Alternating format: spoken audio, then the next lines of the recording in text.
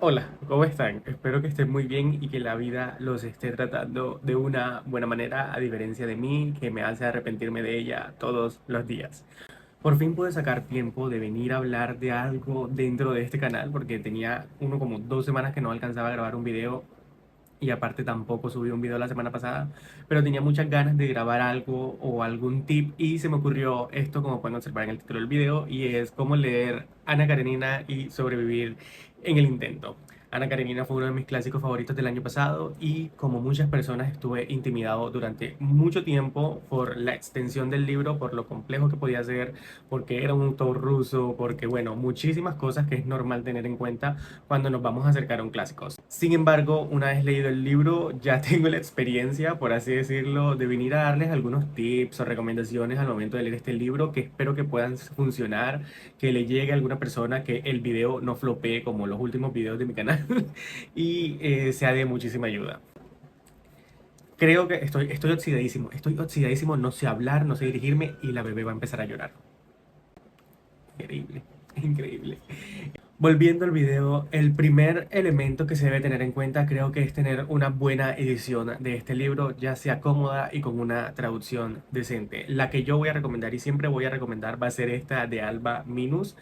No es especialmente económica, creo que muchas personas no pueden acceder a comprarse un libro de este precio, pero en serio que vale muchísimo, muchísimo la pena. Sin embargo, si no eres una persona que puede comprarse esta edición, las puedes encontrar en distintas aplicaciones donde puedes encontrar libros electrónicos o digitales, como lo puede ser Storytel, o dentro de bibliotecas públicas digitales donde puedes encontrar varios libros, incluido esta edición de Ana Karenina, porque esta es la traducción de Víctor Gallego Ballestero, la cual, aparte de que ganó un premio y es súper reconocida, hace que el libro sea muy accesible. Dentro de bibliotecas públicas digitales donde puedes encontrar este clásico está la Biblioteca Pública Digital de Chile, y dentro de Colombia, si eres de Colombia, no sé de otros países en realidad, discúlpenme, pero en Colombia la puedes encontrar en Libia a través de la Biblioteca EPM y el Banco de la República Luis Arango. O sea, hay muchas bibliotecas a las que puedes acceder de manera gratuita o con una tarjeta, o si ya la tienes, puedes ver si tienen este libro en disponibilidad. Entonces no hay excusa de por lo menos poder encontrar este libro de manera económica, gratuita o fácil.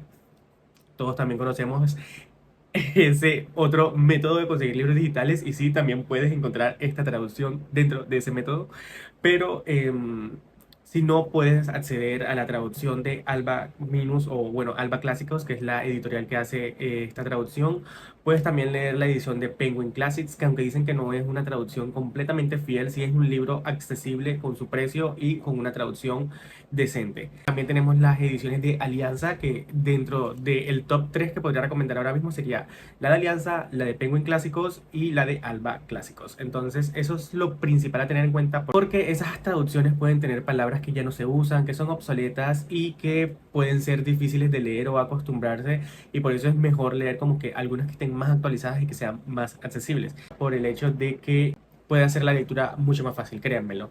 En su momento, cuando me leí este libro, fluyó con tanta naturalidad el lenguaje y la manera en la que estaba escrito, por lo cercano que es. Al contrario, por ejemplo, en su momento cuando leí El Conde de Montecristo en una edición súper económica, me di cuenta que la traducción tenía palabras súper descatalogadas, súper antiguas, y que interrumpió durante mucho tiempo la lectura del libro. Estoy seguro de que si vuelvo a releer ese libro en una traducción mucho más actual o más accesible para el tipo de lenguaje al que yo estoy acostumbrado, probablemente me vaya a gustar mucho más que la primera vez. Entonces, teniendo en cuenta que pude acceder y tener el privilegio de tener esta edición en físico, que aparte es muy cómoda leer, es de bolsillo, o sea, la fuente y el margen es muy grande. Entonces, de verdad, súper, súper recomendada. El segundo tip, y que también es importante, o sea, todos son importantes acá dentro de mi opinión y mi criterio, así que si quieren seguir todos, como pueden seguir ninguno, están en todo su derecho. El segundo es que al ser un libro de 1000 páginas, o sea, esta edición literalmente tiene 1001 páginas, debes tomártelo con calma. O sea, no puedes esperar que te vayas a leer un libro de 1000 páginas en 3 4 5 días. Si te obsesiona tanto este libro que lo terminas leyendo en 10 días como me sucedió a mí, pero es posible que también te pueda tomar tu tiempo por las distintas ocupaciones que tengas. O sea, este libro tiene capítulos cortos, tiene partes que también son cortas, o sea, se lee de manera muy ágil y lo importante es ir con paciencia, con calma, no importa si te demoras un mes, no importa si te demoras 45 días o 2 meses leyéndolo. Yo me demoré casi 5 meses leyendo El Conde de Montecristo y no pasó absolutamente nada. En su momento cuando leía Ana Karenina estaba tan obsesionado con la historia que no podía dejar de leer. Sin embargo, obviamente por las distintas ocupaciones u obligaciones no podía dedicarle todo el tiempo de mi día a este libro y aún así el momento que le dedicaba era impresionante, era genial, era como me voy a sentar a leer Ana Karenina y no voy a hacer absolutamente nada más. Entonces es muy recomendable tomártelo con calma, leer palabra por palabra porque es que como es un libro extenso y aunque sea fácil de leer y no es un lenguaje para nada complejo, todos tenemos en cuenta que por ejemplo vamos a leer a Charles Dickens o vamos a leer algún clásico que sea demasiado intimidante o que tenga palabras muy grandes o que tenga situaciones súper, hiper, mega complejas. Eso no pasa con Ana Karenina. Ana Karenina es un libro ágil, adictivo, que hay puro mero chisme, pero de eso vamos a hablar más adelante. Entonces, no pasa nada si ves que estás atascado en la página 200 y ya has pasado 15 días. O sea, no es una competencia, tú no estás corriendo con nadie al lado, nadie te está obligando a leer el libro y lo importante es disfrutar cada fragmento de esta historia que está tan bien construida y que tiene muchísimos simbolismos a lo largo de la historia. Eso es muy importante a tener en cuenta porque cosas que están pasando en las primeras 100 páginas van a tener relevancia en las últimas 200. El tercer tip y otro aspecto que yo creo que he aplicado de manera religiosa durante mucho tiempo cuando corresponde a un libro que me intimida muchísimo es acercarme a obras más cortas que me acostumbren al lenguaje y la manera de escribir del autor. Me pasó en su momento cuando estaba por leer Cien años de soledad y no quería leer Cien años de soledad directamente.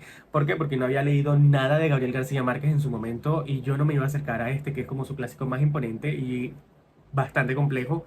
Entonces antes de leer este libro, que es grandioso, me puse a buscar cuáles eran sus novelas más cortas que se acercaran a este estilo literario. Entonces me di cuenta que La Cándida Heréndida y otros relatos, El coronel no tiene quien la escriba, Del amor y otros demonios, son libros que se acercan mucho al estilo de Gabriel García Márquez. ¿Qué hice? Decidí leer primero esas obras para acostumbrarme a su forma de escribir y luego leí Cien años de soledad. Un tip que siempre voy a recomendar tanto para ese como para cualquier libro que te intimide. En el caso de Tolstoy, lo bueno es que aunque él tenga novelas extensas como no puede ser Ana Karenina, Guerra y Paz y hay muchísimas otras obras de él que pueden intimidar, él también tiene historias cortas que hablan desde su perspectiva, desde sus intereses políticos, desde sus intereses religiosos, como lo puede ser, aquí lo voy a leer porque no me lo sé de memoria, La muerte de Iván Ilich, La felicidad conyugal, La tormenta de nieve o Cuánta tierra necesita un hombre y así te puedas acostumbrar a su estilo narrativo, a la manera en la que escribe los personajes. Creo que La muerte de Iván Ilich y La felicidad conyugal beben mucho de Ana Karenina, sobre todo porque son sus obras más tardías, aunque él se arrepiente luego de haber escrito tanto esta como Guerra y Paz. En La muerte de Iván Ilich, al momento de leerlo te puedes dar que hay algunas similitudes en cómo trata la muerte, en cómo trata su filosofía de vida, los intereses políticos y una vez ya hayas leído esas historias que son súper cortas, algunas ni siquiera llegan a las 200 páginas, ya te has acostumbrado una vez a su estilo de escribir y puedes leer Ana Karenina. Ahora, como cuarto tip, hablemos de los nombres, porque cuando nosotros como hispanohablantes nos vamos a leer un libro ruso, por ejemplo, podemos encontrarnos con nombres que son complejos de pronunciar o complejos de mantener en tu memoria. Eso sucede mucho como puede ser con Nikolai Gogol, con Tolstoy, con Dostoyevsky. Entonces, cuando nos estamos acercando a uno de sus libros y vemos un nombre como este, podemos entrar en conflicto y luego cuando vuelva a aparecer podemos decir, ¿quién es este? Lo bueno de Tolstoy, no sé en otros autores porque no he leído todavía a Dostoyevsky ni a Nikolai Gogol. Él coge estos nombres que son muy difíciles de pronunciar, como lo puede ser el nombre de Ana Karenina, que es Ana Arkadievna Karenina, o el de Estiva, que es Estiva Arkadievich Oblonsky. También tenemos otro que es Daria Alexandrovna Oblonskaya. O sea, son nombres que tú dices, ¿cómo voy a mantener eso en mi memoria? Bueno, él utiliza unos diminutivos que pueden entenderse como apodos, donde es más fácil que ese nombre se mantenga en tu memoria, como puede ser el caso de Kitty, que en realidad se llama Catherine Alexandrovna Chervetsky y su nombre que se utiliza en gran parte del libro es Kitty. O como sucede con Dolly, la esposa de Oblonsky, que su nombre es Daria Alexandrovna Oblonska, pero durante el libro la conocemos como Dolly. A Ana Karenina también la conocemos como Ana. Hay algunos que, aunque el nombre sea súper hiper mega complejo, luego el apodo, o ¿cómo es la palabra? O el nombre que utilizan a lo largo del libro puede ser Tania, por ejemplo. Entonces ya tienes como una manera de cómo aprenderte tu nombre e identificar a ese personaje. Todo el tiempo, el Tolstoy, aunque haga referencia a sus nombres originarios, normalmente la historia siempre va a utilizar estos, yo los llamo como apodos, pero yo sé que tienen otro nombre, como puede ser Kitty, como puede ser Stiva, Oblonsky, y no hay necesidad de preocuparse por esos nombres tan extensos y difíciles de leer. Ahora, como quinto tip, y creo que uno de los más importantes y relevantes al momento de leer el libro, es que aunque el libro se llame Ana Karenina, estas 1000 páginas no van a tratar solamente de este personaje. De hecho, no aparece en las primeras 150 páginas del libro y luego nos las van introduciendo. Obviamente tiene un rol importante y principal dentro del libro porque es un detonante que va desenrollando en diferentes aristas e historias y conexiones, pero el libro no trata solamente de Ana Karenina. Hay muchísimos otros personajes y otras familias que tratan problemas independientes al de ella, como lo pueden ser Levin y sus hermanos, que es el personaje principal que yo llamaría de Ana Karenina. También está Kitty y sus padres, Kitty y la relación con su amante, que no voy a decir nombres para incurrir en spoilers. Tenemos el matrimonio de Dolly y Oblonsky, que son también amigos del matrimonio de Ana Karenina y su esposo. Entonces hay muchísimas familias y muchísimos personajes que se van a tratar dentro de este libro y se van a desarrollar cada uno de manera individual. Por eso es que el libro es tan extenso, porque no solamente vamos a ver el personaje de Ana Karenina, sino que nos van a introducir a varios personajes que van a ir desarrollando su historia de manera tanto positiva como negativa, como intensa, como mero chisme. Y con eso me conecto directamente a otro tip, y es el hecho de que si no eres una persona que está acostumbrada a leer, digamos, libros con muchísimos personajes, es importante y relevante tener una lista de personajes.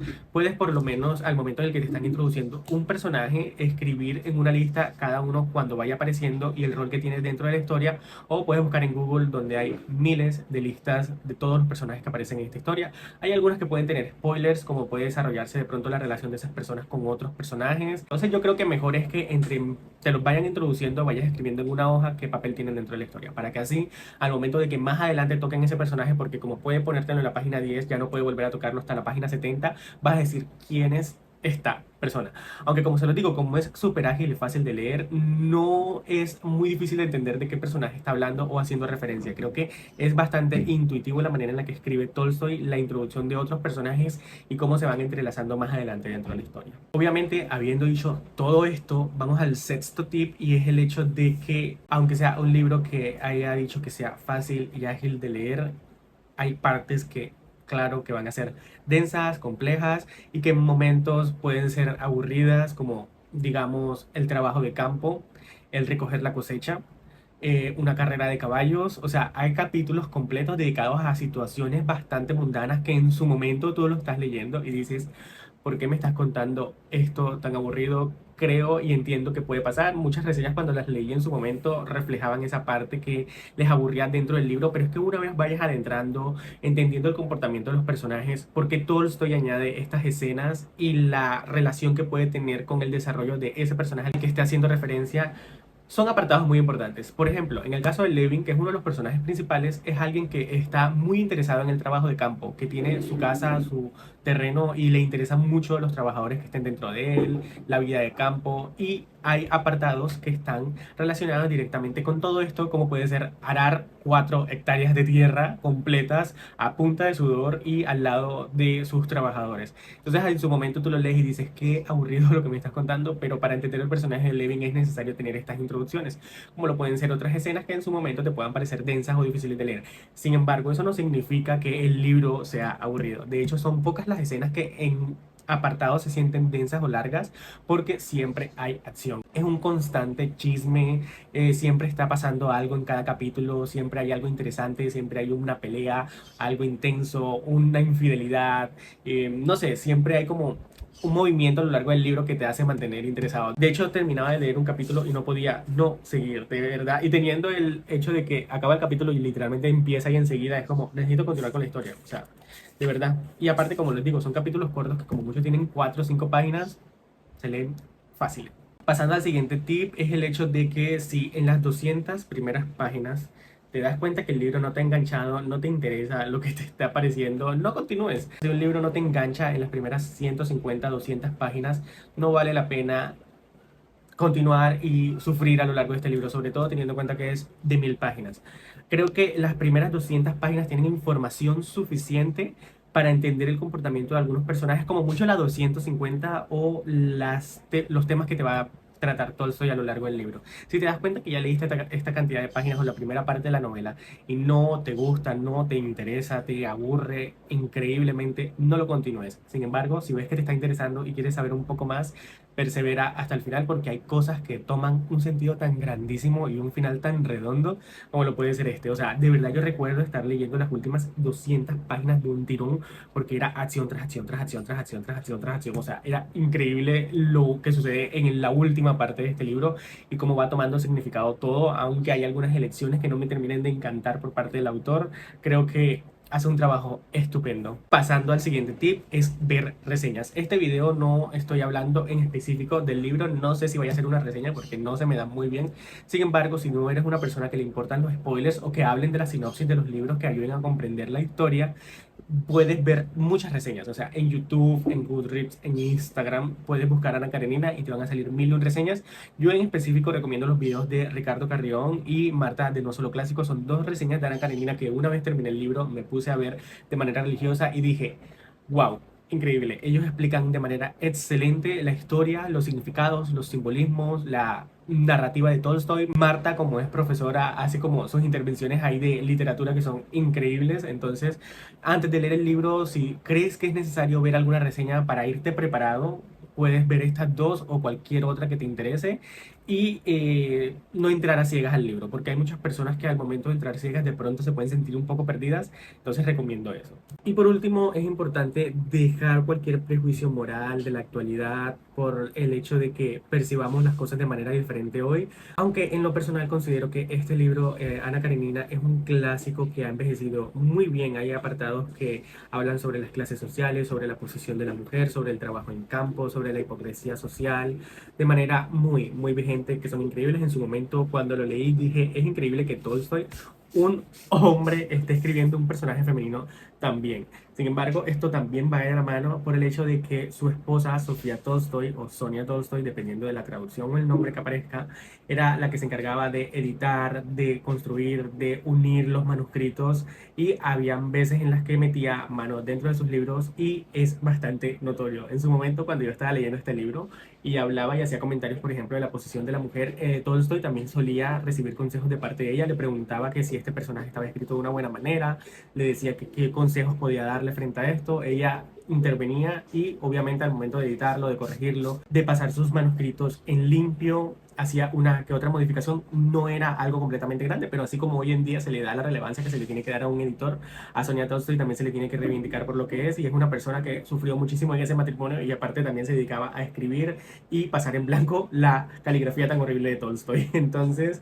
creo que se nota muchísimo también que hay mano de ella, no que haya escrito todo el libro, no que haya estructurado toda la historia, pero sí hay apartados que de a momento se siente escrito por parte de otra perspectiva que es diferente a la de Tolstoy, y creo que eso converge muy bien y natural dentro de la historia porque pone en la vista lo que puede ser la percepción de los derechos de la mujer, de las clases sociales, de la clase trabajadora, de la clase obrera. Hay mucha crítica social dentro de este libro y que de pronto en algunos apartados nos puede molestar, nos puede parecer incómodo, no podemos estar de acuerdo, pero tengamos en cuenta que este es un producto de su época y se tiene que ver como ello. No podemos entrar con percepciones de la actualidad, pleno siglo XXI, 2024, diciendo que está mal escrito o mal estructurado porque no maneja este tema de la mejor manera, X o Y motivo, y debo considerarlo, no sé, esto es un tema muy amplio y no voy a meterme dentro de ello en su totalidad, pero sí de pronto hay pequeños apartados que pueden parecer difíciles de entender o que no estar completamente de acuerdo, pero aún así, como les digo, o sea, es algo que es muy vigente a día de hoy. Es increíble que haya sido escrito hace muchísimo tiempo porque es bastante fresco, es un lenguaje que es increíble, fácil y adictivo de leer al mero chisme, como puedes encontrar en los libros de Jane Austen. O sea, de verdad, es uno de mis clásicos favoritos.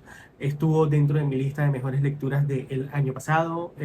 Fue adictivo, lo leí súper rápido, me encantó, me fascinó la manera de escribir de Tolstoy, la manera de estructurar los personajes, de describir los paisajes. O sea, no es descriptivo, este no es un libro descriptivo, no es como que se pase 40 páginas como puede ser un Victor Hugo o como puede ser un Charles Dickens sobre, digamos, una calle, un edificio, una naturaleza o un árbol, un río. O sea, esto es pura acción, puro diálogo, puro personaje y construcción a lo largo de la historia.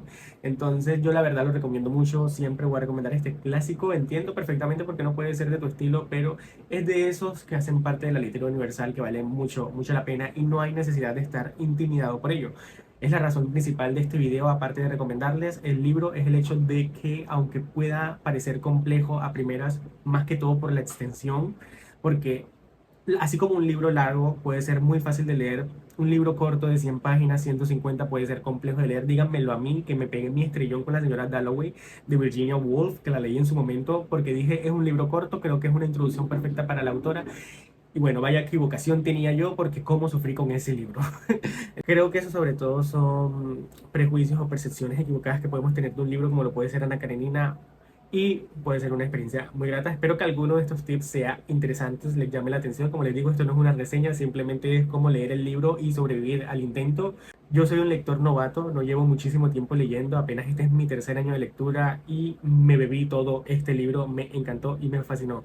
Entonces creo que puedo ser una persona correcta al momento de recomendárselos, en el sentido de que no tengo un bagaje grandísimo de literatura para yo venir a decir aquí que he leído los libros más complejos. De hecho, aquí como pueden observar aquí atrás, aquí, Los Miserables de Víctor Hugo, todavía no lo he leído, tengo muchísimas ganas de leerlo, pero como les dije en su momento con el tip de hay que tomárselo con calma, ahora mismo no tengo el tiempo ni la disposición de poderme dedicar a leer un libro de 1400 páginas. Entonces voy a dejarlo para la segunda parte del año, voy a prepararme con el autor, a buscar, a indagar sobre la vida, la historia de él, la manera en la que escribe, para por lo menos así ir un poquito más preparado, como en su momento lo hice con Ana Karenina, porque antes de leer este libro me leí La muerte de Iván Ilich y creo que es un acierto muy muy bueno. Entonces espero que les haya gustado. Si fue así, déjenme acá en los comentarios. Si ya lo leyeron, díganme si están de acuerdo en alguno de estos tips.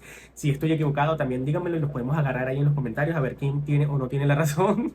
Y nos vemos en un próximo video. Hasta luego.